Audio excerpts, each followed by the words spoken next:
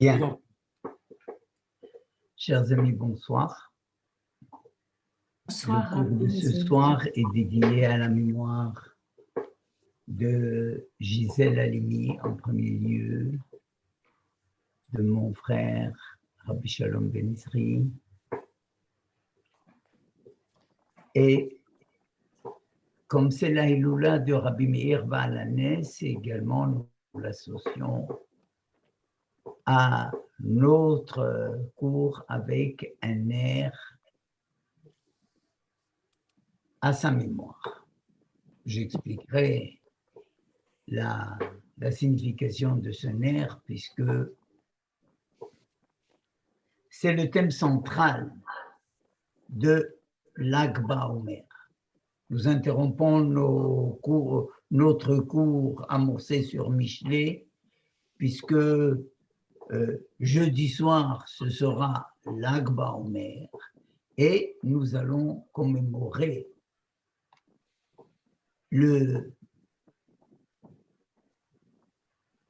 disons deux événements importants. Vous savez que dans ce Hol HaMoed qui sépare Pesach de Shavuot,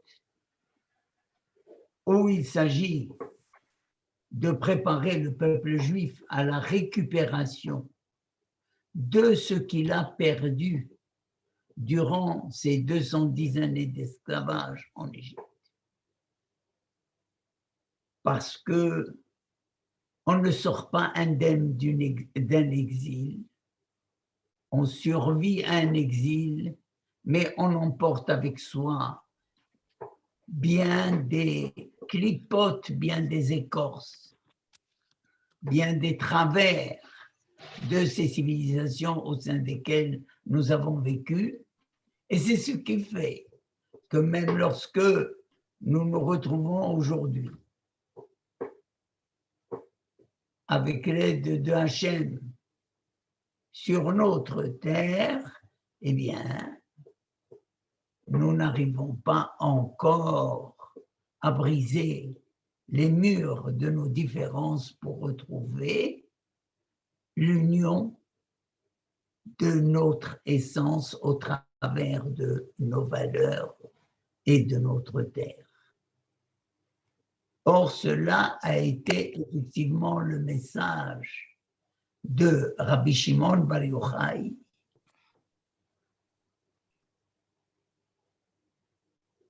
aux exilés futurs. De quelle manière? J'ai commencé par dire que dans cet espace de temps qui nous sépare de la révélation de la Torah, il y a une période de deuil. Une période de deuil qui nous interdit toute festivité, toute musique, qui nous interdit de se coiffer, de se raser, de porter un nouveau vêtement, de procéder à des mariages. Et la trêve se fait le 33e jour du Homer. Paradoxalement, dit le Bnei Issachar, c'est le lendemain de l'Ève. L'Ève, cœur, a une valeur numérique de 32. Le 30, lorsque nous avons retrouvé le langage du cœur, eh bien, nous pouvons observer la trêve qui a du deuil qui a ravagé 24 000 disciples de Rabbi Akiva. 24 000 disciples de Rabbi Akiva. De quoi sont-ils morts? Les Haramim disent Shelo nahagu kavod ze bazeh, parce que ils n'ont pas entretenu des relations respectueuses de l'un envers l'autre. Ils ne se sont pas respectés mutuellement. Et on se demande pourquoi ils ne se sont pas respectés mutuellement. Vous savez, en même temps que c'est la trêve de cette mort qui a ravagé 24 000 dans les rangs des disciples de Rabbi Akiva, il y a un arrière-plan historique, lequel c'est celui de la révolte de Bar Kokhba. Bar Kokhba ne supporte pas la mainmise de Rome sur le pays d'Israël. Il estime que Israël a droit à son indépendance sur son territoire pour gérer sa vie conformément à ses valeurs, à son identité. Il prend les armes contre Rome, il est appuyé en cela, soutenu par Rabbi Akiva, et vous savez que Rabbi Akiva, c'est un monument de la Torah, un monument de la Torah. On a dit que Rabbi Akiva, lui, a atteint les 50 degrés de la connaissance, chose que, niveau que Moshe Rabbeinu alav shalom n'avait pas atteint. Il est arrivé au 49e. Nous avons aussi l'habitude de ne compter que 49 jours parce qu'il s'agit de récupérer la dimension de l'homme dans ses midotes, dans sa façon d'être, pour qu'il soit à même d'intégrer l'enseignement de la Torah. Or, Akadosh Baruch Hu a vite fait d'arracher le peuple juif à qui il ne restait qu'un degré de Toum'a parce que en Égypte, il était descendu jusqu'au 50e degré de Timtum. Le conditionnement par cette mainmise de l'Égypte sur le peuple d'Israël afin de l'éliminer totalement. Et Akadosh Baruch Hu l'a sauvé de là in extremis et il lui a donné toute l'attitude, jour après jour, de se refaire cette dimension de l'homme capable d'accueillir la flamme de la Torah. Or, Rabbi Akiva, lui, il a atteint ce niveau des 50 degrés de la connaissance. Pourquoi? Parce qu'il était Ben Guérim, parce qu'il descendait d'ancêtres convertis. Or, ce degré de guérim, de converti, pour lequel la Torah nous dit Va'ahavtem et guerre, vous aimerez le guerre, vous aimerez ce converti parce qu'il apporte un élément qui manque à l'ensemble et c'est l'élément de Ben Adam qui complète l'homme. Eh bien, Rabbi Akiva l'avait et c'est la raison pour laquelle quand Moshe monte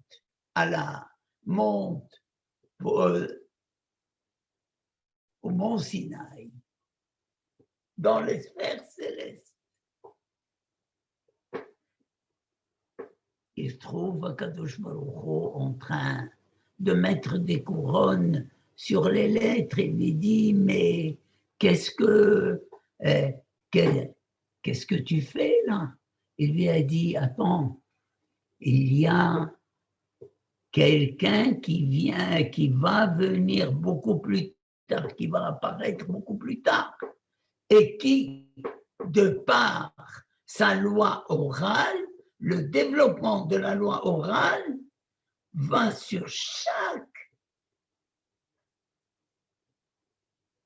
couronne de la Torah, c'est-à-dire le tag, le simple filet qui couronne la lettre de la Torah, développer une multitude de règles de vie. Alors, Moshe lui dit, mais tu n'as qu'à lui donner, c'est à lui de confier ta Torah, pourquoi c'est moi? Il lui a dit non. D'abord, le temps n'est pas favorable, l'époque n'est pas favorable, et ensuite, toi, tu as Torah Shbirtav, toi, tu as la loi écrite. La loi écrite, nul ne la conteste, il n'y a qu'une façon de la lire, il n'y a qu'une façon de la transcrire. La loi orale, elle ouvre beaucoup de portes parce que la loi orale est la Torah à la mesure de chaque perception de l'homme. Et de ce fait, il y a une évolution dans l'interprétation de la loi orale que seul Rabbi Akiva pouvait effectivement de donner. Or, Rabbi Akiva a eu une vie un peu calquée sur celle de Moshe Rabbeinu.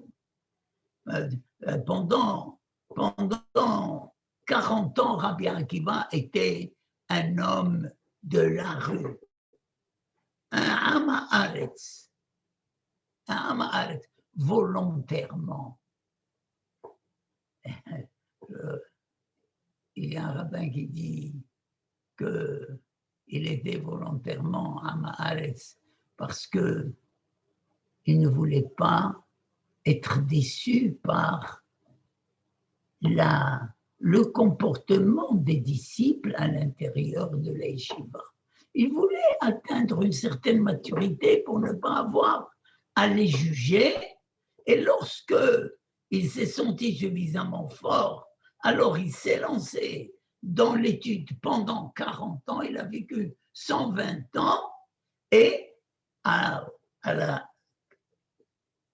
quand il a eu 80 ans révolus, il a à ce moment-là dispensé son enseignement à 24 000 disciples qui malheureusement ne s'entendaient pas entre eux. Pourquoi? Tout simplement parce que chacun pensait être un rav beaucoup plus important que l'autre et que son autorité en imposait à l'autre. Ils ne voulaient pas s'écouter mutuellement, quelque chose qui est courante, d'autant plus qu'on a enseigné à un certain moment que il ne faut pas fréquenter les Amé Haratzot. Pourquoi il ne faut pas fréquenter les hommes du peuple? Parce qu'on perd de sa substance en les fréquentant, et de ce fait, on devient tamé. Alors, imaginez-vous que le Talmid Chacham se tenait à distance pour parler à l'homme du peuple. Cet orgueil est intolérable. Cet orgueil a perdu les 24 000 élèves qui ont pris part au combat aux côtés de Bar Koziva pour la libération de la tutelle romaine, mais ils n'ont pas réussi. Et quand il y a eu la trêve de ce ravage, Rabbi Akiva n'avait plus de disciples, il s'est tourné vers 5 qui lui sont restés quelque peu fidèles à son enseignement et qui ont entretenu une autre façon de voir les choses. Et celui qui a brillé d'entre eux, c'était Rabbi Shimon Bar Yochai, qui tout en étant l'élève de Rabbi Akiva et qui a hérité de son érudition dans la loi orale, puisque toute la Torah porte l'empreinte de toute la Torah orale porte l'empreinte de Rabbi Akiva. Tout est à l'iba de Rabbi Akiva.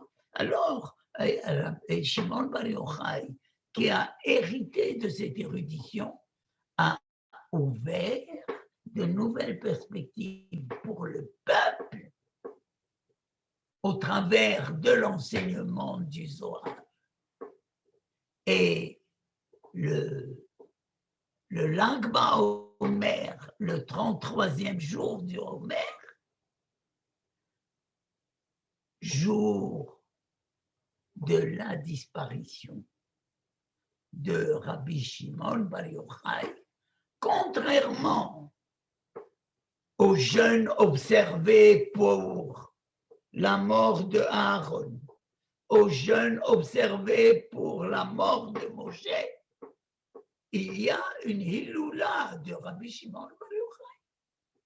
Il y a au contraire un mariage, une fête, à l'occasion de la disparition de Rabbi Shimon Bar Yochai. Pourquoi? Parce qu'au moment où disparaît ce maître du Zohar, ce maître de la pensée mystique, eh bien, c'est à ce moment-là que se répand tout son enseignement et que les élèves peuvent le diffuser parce qu'il venait d'être scellé par sa disparition. Il ne pouvait plus y avoir de réajustement quelque part. Il a fini de transmettre, il s'est retiré et le Zohar dit que le jour où il s'est retiré, un feu entourait toute sa personne. Un feu entourait toute sa personne. Alors, nous comprenons que deux symboles marquent la célébration de ce jour. Le tir à l'arc des jeunes enfants pour dire que le combat de Bar Korban n'est pas fini et qu'il faut apprendre à tirer à l'arc, il faut apprendre à lutter. Cela a été dit par David lorsqu'il a pleuré la mort de Shaoul et de Jonathan, le Lamed Ben Yehuda Keshet, a enseigné aux enfants de Yehuda à l'art de la guerre, l'art de tirer à l'arc, l'art de combattre. Et d'un autre côté, l'allumage des feux qui rappelle quoi? Eh bien, ici, il faudrait, avant de s'arrêter sur le feu et la lumière répandue par l'enseignement de Rabbi Shimon Bar Yochai, revoir l'origine de ce feu et la trajectoire qu'il a suivie à travers l'histoire jusqu'à Rabbi Shimon Bar Yochai. Or, le premier feu dans la Torah, c'est celui de l'alliance entre les morceaux. C'est cette alliance où nous avions les deux civilisations du nord et du sud, puisque la terre promise devait se situer entre l'Égypte, entre la frontière égyptienne au sud et le fleuve de l'Euphrate au nord. Entre elles, la terre d'Israël était promise en premier lieu à la descendance d'Abraham, et ces terres promises à la descendance d'Abraham étaient à travers une colonne de feu. C'est la première fois que le feu apparaît.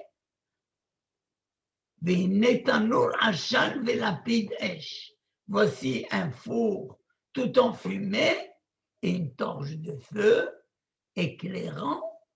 Ces feux, c'est celui que ni les eaux du Nil ne peuvent inonder et éteindre, et ni les eaux ni les eaux de l'Euphrate ne peuvent venir à bout. Ce sont les eaux de tous les pogroms que nous avons subis, soit par les voies du baptême, soit par les voies de l'assimilation forcée, de la conversion forcée. Le feu, ce feu, en somme, a failli s'éteindre une fois. Quand il a failli s'éteindre, il a failli s'éteindre en Égypte. Akadosh Baruch Hu l'a retiré de là-bas et il l'a installé dans le désert jusqu'au moment où le Moshe le récupère dans un buisson ardent et le porte en soi, et c'est ce feu qui va effectivement accompagner les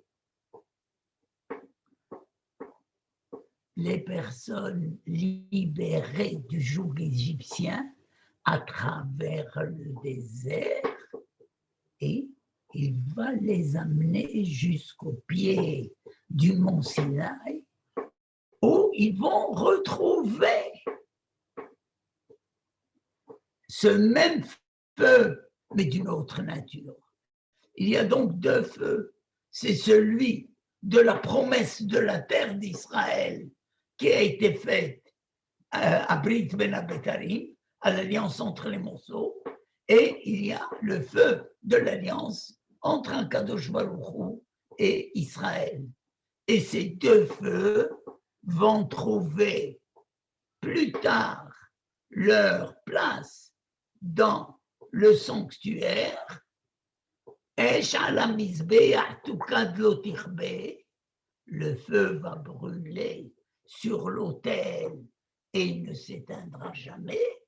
Et puis, le feu de la menorah, symbolisant donc le feu du Mizbeach, c'est celui qui est mechaper à la bonot, Am Israël, mechaper admato, amo, la terre expie les péchés du peuple. Et les nérotes de la menorah, dans les nérotes de la menorah, il y a le ner Ma'aravi qui a toujours brûlé, qui ne s'est jamais éteint, duquel on allumait tous les autres, toutes les autres lumières, et c'est celui de la Torah qui était dirigé vers le Saint des Saints. Alors, feu de la terre d'Israël, du combat de Bar Korba pour la libération de la terre, feu de la Torah qui a été mal intégrée par les enfants, les disciples de Rabbi Akiva, qui l'ont considérée comme leur propriété exclusive à chacun, et celle de le feu de Rabbi Shimon Bar Yochai, de la Torah de Rabbi Shimon Bar Yochai, le Zohar, celle de la transparence, celle qui effectivement unit par l'amour tous les éléments du peuple d'Israël, et c'est la raison pour laquelle ce feu est présent le soir anniversaire de cette découverte, de ce dévoilement de la quatrième dimension d'interprétation dans la Torah. Parce que ce feu, quand le temple a été détruit, eh bien, ou bien même avant que le temple soit détruit, il a d'abord été porté par les Kohanim, le verbe des instructeurs, des éducateurs du peuple. Et puis, il est passé dans la bouche des prophètes, de ceux qui ont sermonné le peuple et qui l'ont invité à retrouver la racine, les racines du verbe de la création et de la révélation. Mais malheureusement, dans l'un et dans l'autre, il y a un manque. Vous savez, quand on réduit la Torah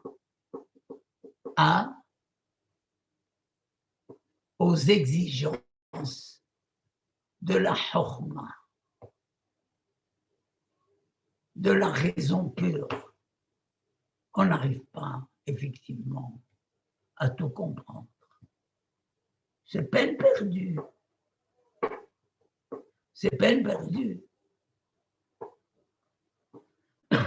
Il y a 4 niveaux d'interprétation, il y a 4 courants de pensée comme les fleuves, comme les 4 fleuves qui sortaient, qui émanaient du jardin d'Éden et qui correspondent aux 4 modes de lecture de la Torah,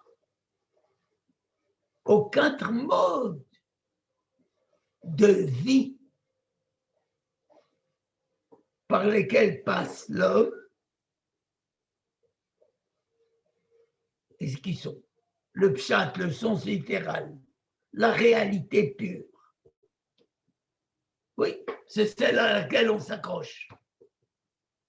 Ça, c'est le pshat. Et puis, il y a le remez, l'allusion. Le drache d'abord, l'allégorie, où tout est en image, pour dire qu'il ne faut pas s'attacher à la réalité pure, il faut de nefesh, qui est un nefesh badami, de nefesh, qui est l'être biologique de l'être, il faut essayer d'accéder au roi, à l'esprit, voir ce que le texte veut dire, à la tsura, à la forme. Et puis,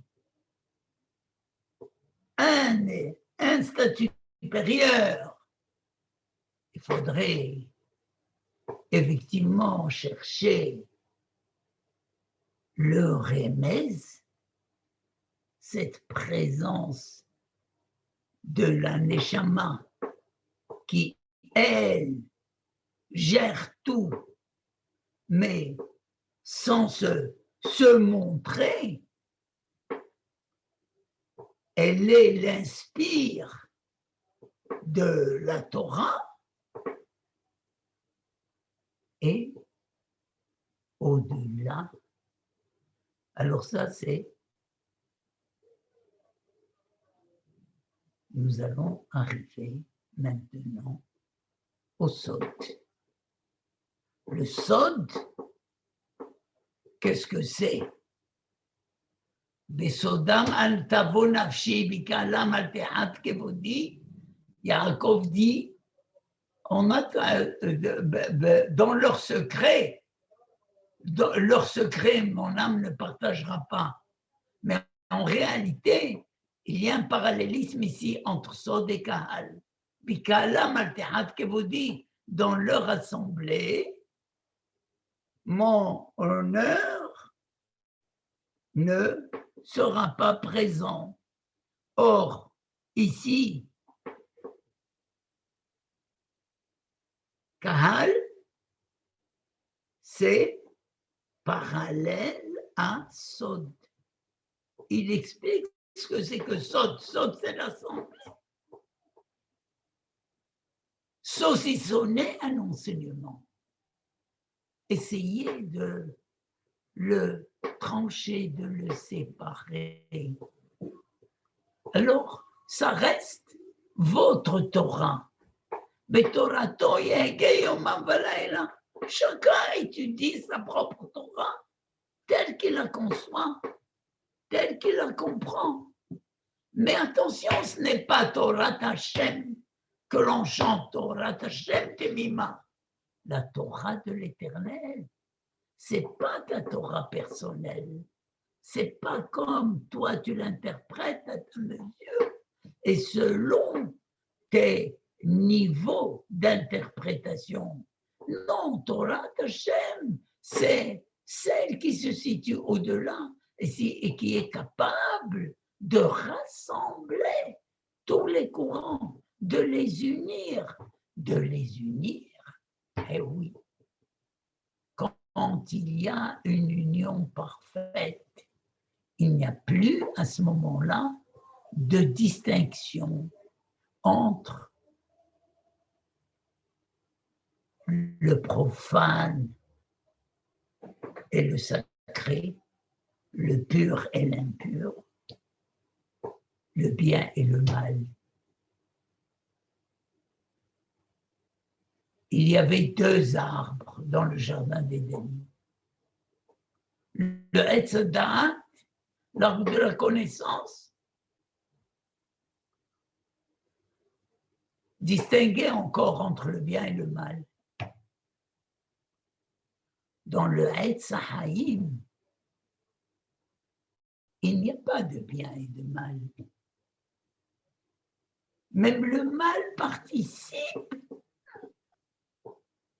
à la réalisation de l'homme dans sa totalité, parce que quand il est effectivement bien géré, quand il se remet à une volonté supérieure pour l'appréhender, alors il peut être bien, et ça quelquefois il y a des choses, des événements malencontreux que nous déplorons, et puis il s'avère que par la suite, au contraire, ils ont servi à passer à un autre niveau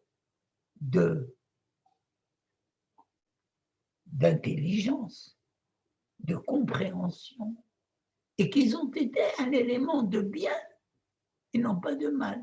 Sauf que nous, aujourd'hui, en perdant un être cher, nous ne pouvons pas dire encore Baruch Hatov ve'ametiv, béni soit celui qui fait le bien et qui prodigue le bien.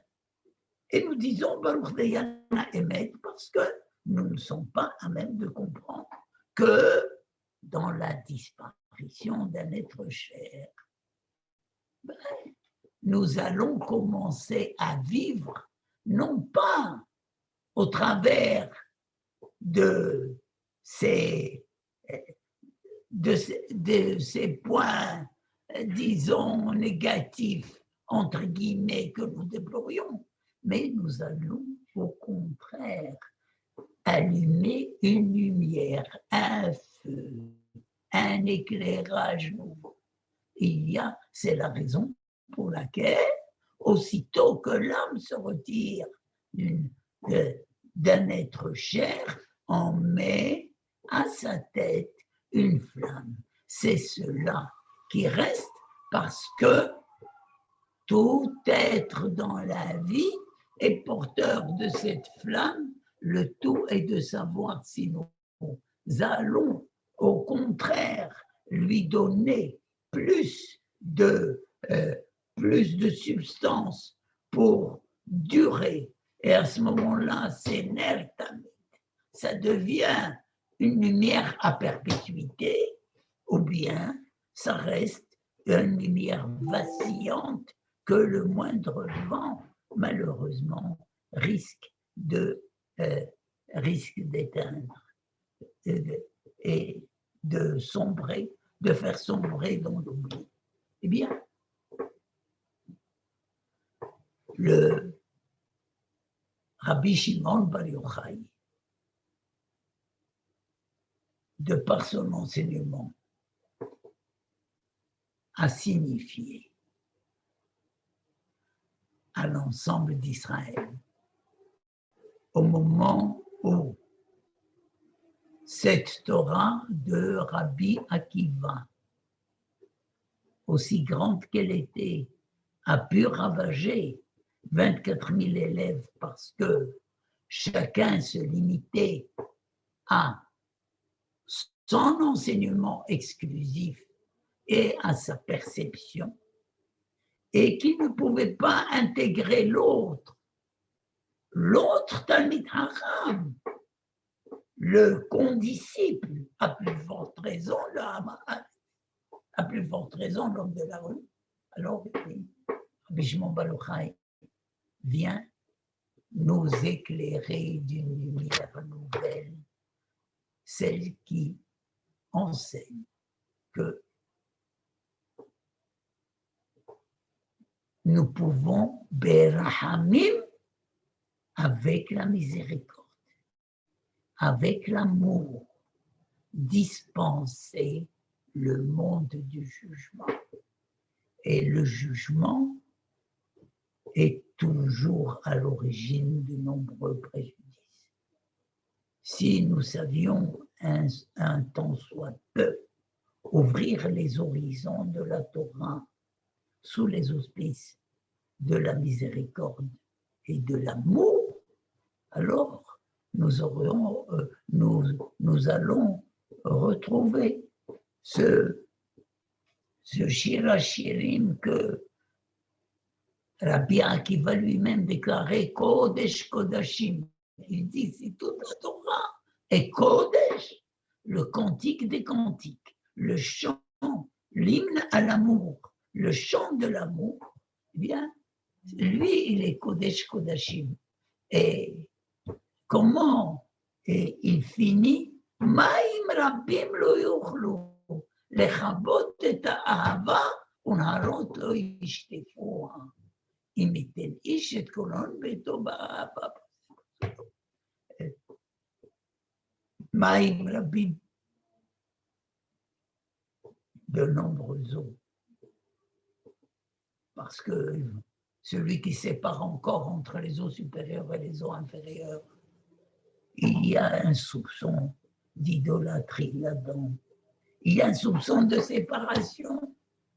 La Havdalah ne peut être que formelle, mais en réalité, si nous disons qu'à l'avenir, ces différences vont disparaître, c'est parce que on va accéder à cette pensée qui intègre même l'écorce et qui lui donne une finalité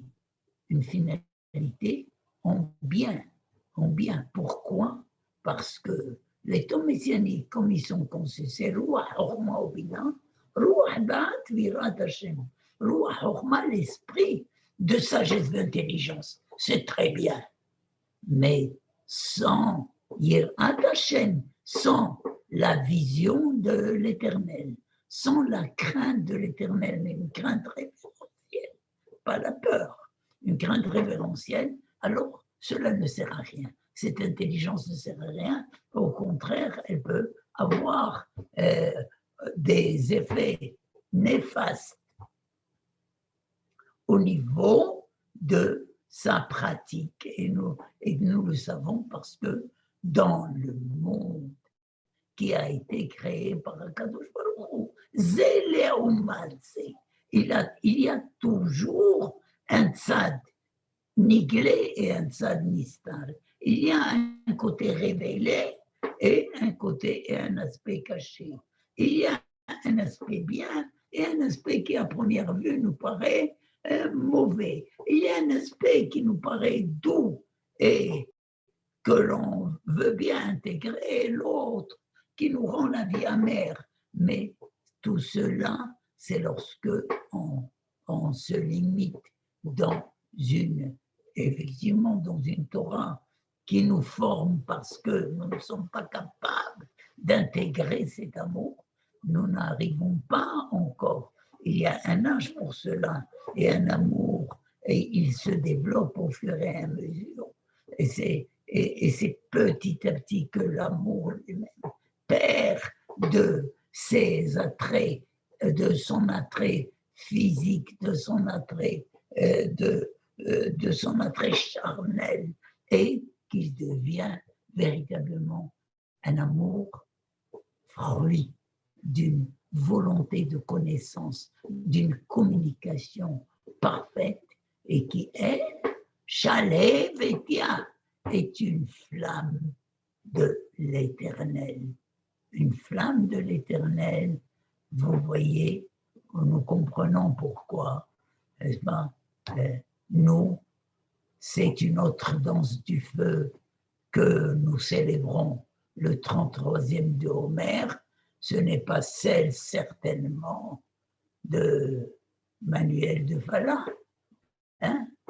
C'est un amour déchanté, désenchanté qu'il faudrait reconquérir par la sorcellerie.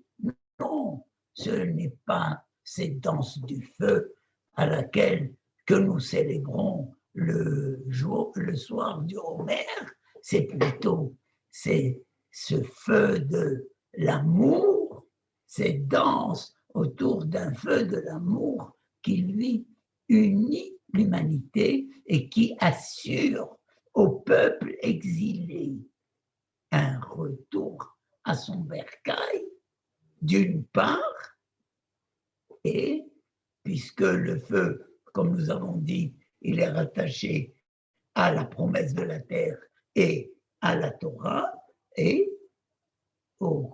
retrouver l'enseignement premier de la Torah, le feu de l'alliance sur le mont Sinaï. Or, dans ce feu de l'alliance sur le mont Sinaï, il y a un feu céleste qui descend, mais comment Moshe y répond? Vaya'al Moshe.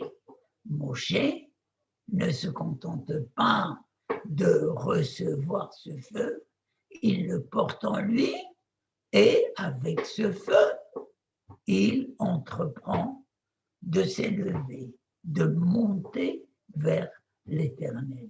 Et ça, c'est la quatrième dimension du Zohar, de l'interprétation de la Torah que développe Rabbi Shimon Bar Yochai. Et si vous vous demandez pourquoi seulement à cette époque-là, pourquoi seulement en 180 de notre ère, de notre compte, n'est-ce pas? Puisque Rabbi Shimon Bar Yochai, c'est aux environs de 180, le 33e jour du Homère, le Kafet Iyar, le 18 Iyar, qu'il est décédé, qu'il a réintégré la sphère céleste. Alors, c'est tout simplement qu'il y a dans la Torah du Zohar une volonté de hitachut, de renouveau permanent. Renouveau permanent, la halakha est sèche, elle ne change pas, elle n'évolue pas, elle est le produit de la raison, elle a été arrêtée, on fait avec la pensée de la Torah, l'optique, la vue large de la Torah, c'est celle qui permet le renouvellement des données, tout comme Akadosh Baruch Hu renouvelle sa création chaque jour. Eh bien, nous sommes tenus, effectivement, de nous adonner à ce renouveau d'enseignement à travers les mystères qui n'ont pas encore été décodés. Et or, ces mystères qui n'ont pas été décodés, c'est par les voies, non pas de la raison, parce que, disons-le, les prophètes ont échoué parce que, à force de faire des remontrances, le peuple a perdu son assurance et s'il a écouté 2 jours, 3 jours, 4 jours, par la suite, il a repris ses mauvaises pratiques. Il en est de même des hachamim. Or, on a dit tout de même, hacham adif minavi. Hacham adif minavi, ça veut dire que le sage, l'homme de science, il est préférable au navi, il est préférable au prophète. Mais le prophète, attention, lui, il reçoit le message divin de la source. Et le hacham est en train plutôt de le développer au travers de sa pensée, oui, et hacham adif minavi. Mais seulement, et c'est limité, parce que c'est en s'adressant à la raison, il peut effectivement former des modes de fonctionnement de pensée, des catégories de pensée, il n'y a aucun doute, mais il manquera cet élément de prophétie. Donc, c'est ce qu'il faut, c'est essayer de faire l'amalgame et de la pensée rationnelle et de cette pensée prophétique qui s'est arrêtée avec les derniers, avec la destruction du premier temple, et essayer de lui redonner corps, parce que c'est de cette façon-là seulement que la Torah peut être perçue, vécue et de jour en jour découverte, tout comme l'on découvre effectivement les secrets d'une relation intime de deux êtres. Qu'est-ce qui rapproche deux êtres? Qu'est-ce qui rapproche deux êtres en général? Soit les idées, soit le tempérament, soit... Mais tout cela, ce n'est pas l'amour, parce que, en fin de compte, ce sont des échanges réciproques qui se font. Ils se font par l'esprit, mais il y a un au-delà qui fait que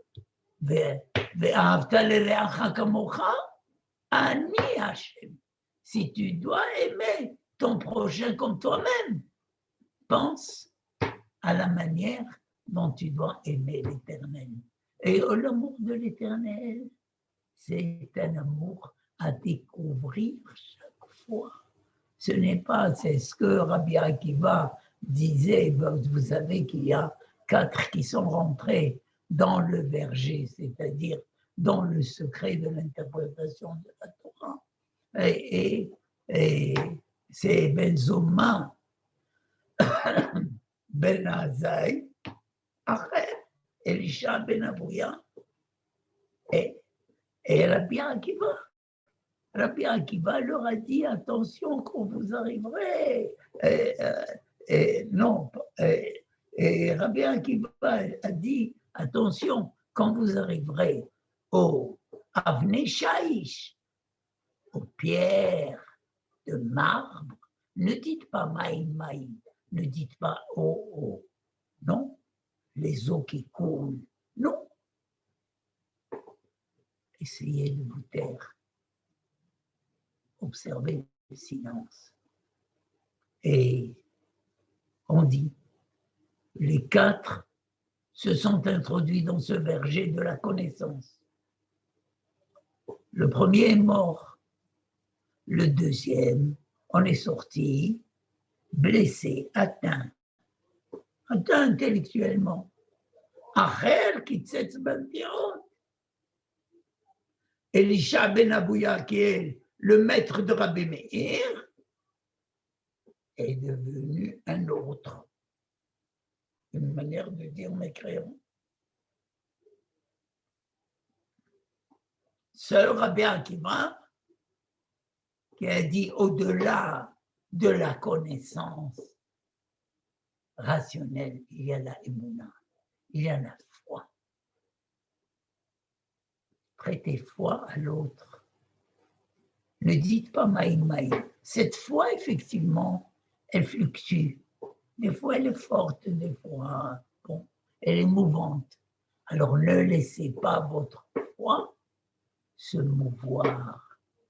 Il faut il faut lui donner une solidité d'une pierre de marbre pour que, en fin de compte, vous puissiez entrer dans le verger de la connaissance en paix et sortir en paix. Voilà pour ce qui est de Lag BaOmer en résumé. Si vous avez des questions à poser, avec plaisir.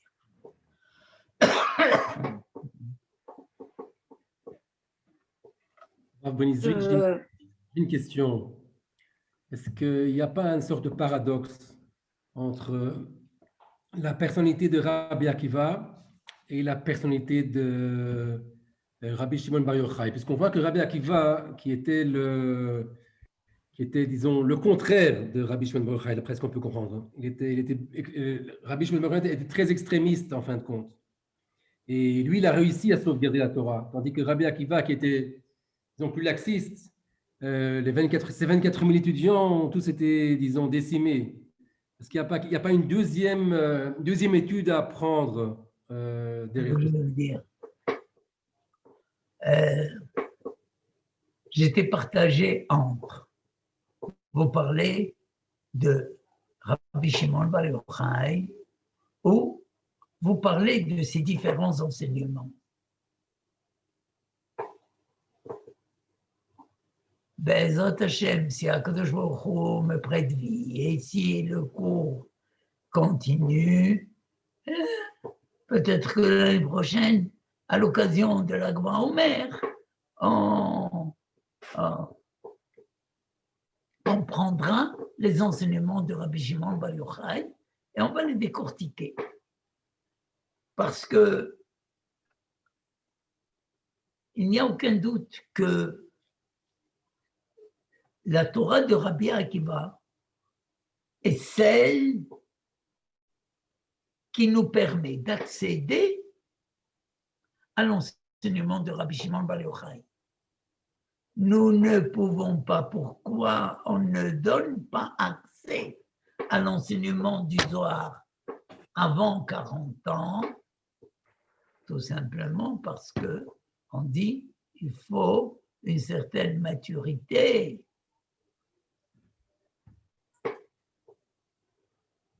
Une certaine maturité acquise au travers de l'étude de la Torah pour pouvoir accéder à l'enseignement de Rabbi Shimon Bar Yochai. Et en somme,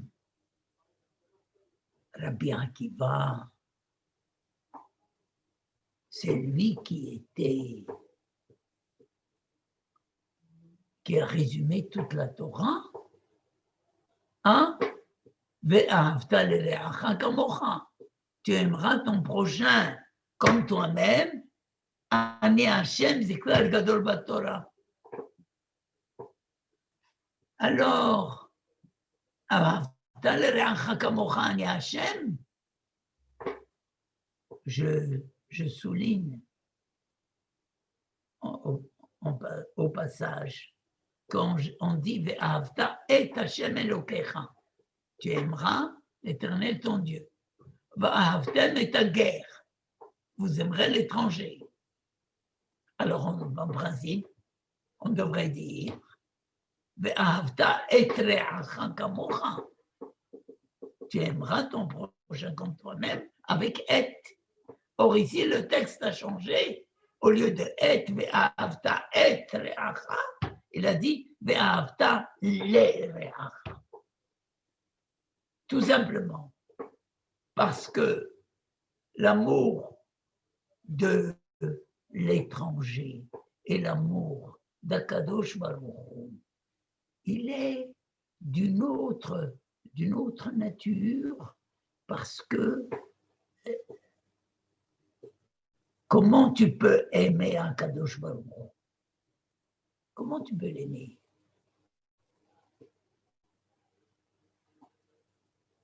Le guerre, bon, tu vas l'aimer, mais s'il va te demander ta fille, tu vas hésiter.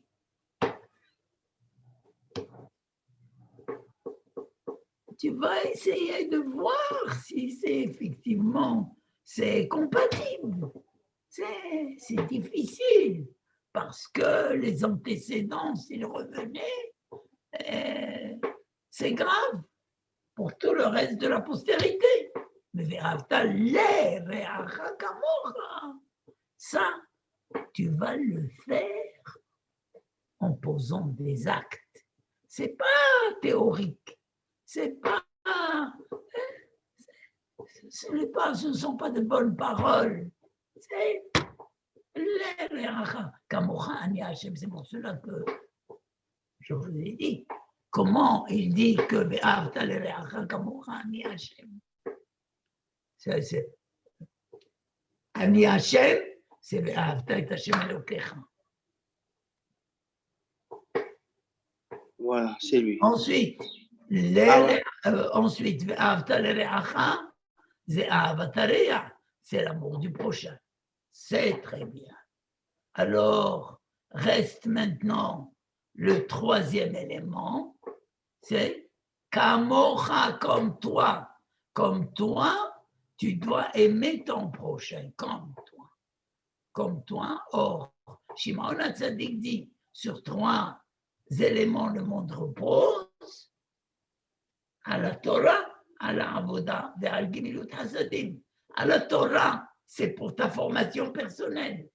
À la Avoda, c'est le service de Dieu.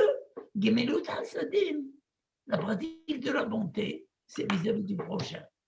Or, il y a 3 thèses qui ont été avancées et qui pouvaient résumer toute la Torah, disent nos sages. Quelles sont ces 3 thèses qui peuvent résumer la Torah? Alors, il y a 3 rabbins. L'un pense que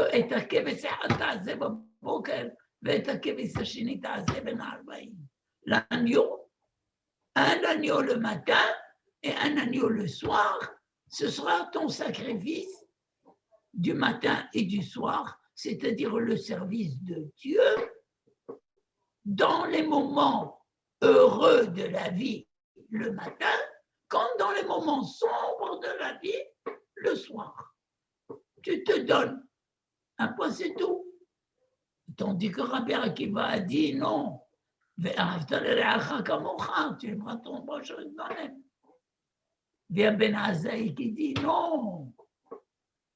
C'est Sefer Toldot Adam. Sefer Toldot Adam, c'est le livre, tu écris un livre de l'histoire d'Adam. Il faut savoir que ce que tu fais a une portée cosmique.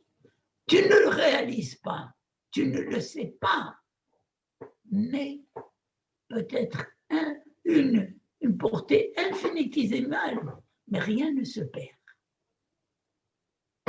Tous essais faire Toldot Adam, tu es en train d'écrire l'histoire de l'humanité entière.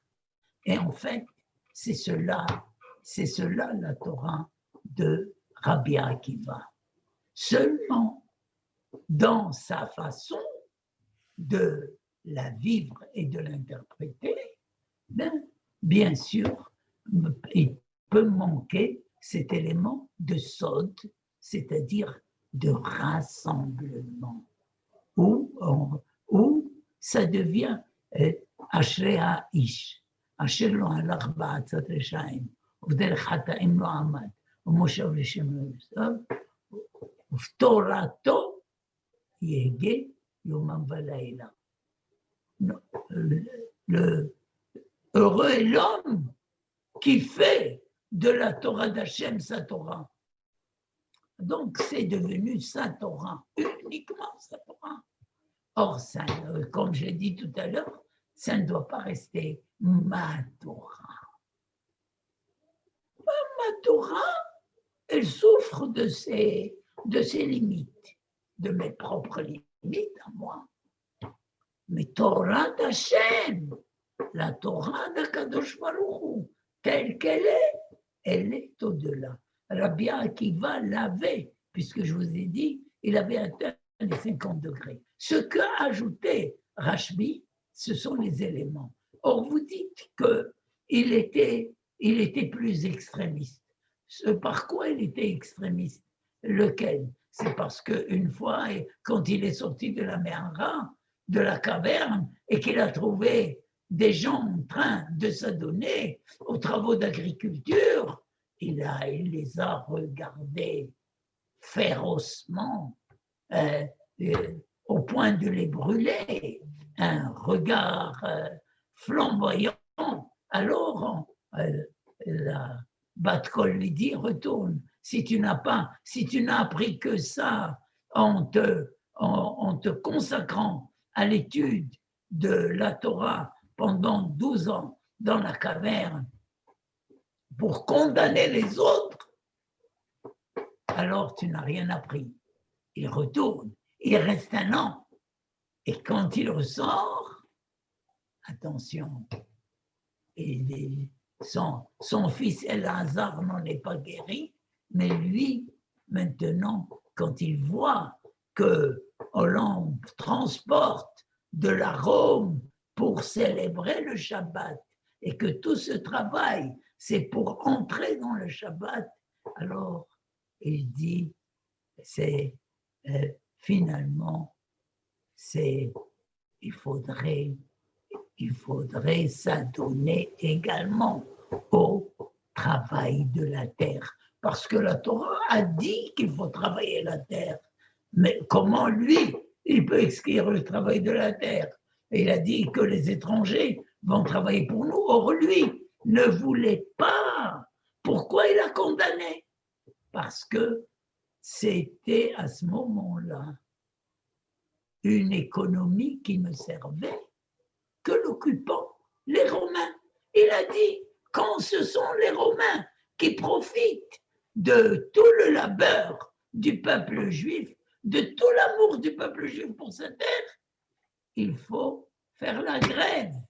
Il faut s'adonner à l'étude de la Torah pour se renforcer et non pas leur donner l'usufruit de notre travail et de notre terre. Mais, ceci dit, je ne pense pas que Rabbi Shimon bar Yochai a exclu le travail, effectivement, qui consiste à marquer le lien profond qui existe entre la Torah et Eretz Israël, puisque on dit En Torah que Torah Eretz Israël. Il n'y a pas de Torah comme la Torah d'Eretz Israël. Toute la Torah de Chutz La'aretz est une Torah qui est altérée par le fait que nous sommes en train, en dehors d'Eretz Israël, de l'accommoder aux vues, qu'en dira-t-on, et de la museler pour ne pas qu'elle dérange les autres. Donc c'est dans un milieu de Touma. Elle reste alors quelque peu entamée par rapport à cette Torah qui respire la liberté totale sur la terre d'Israël. Voilà pour la réponse.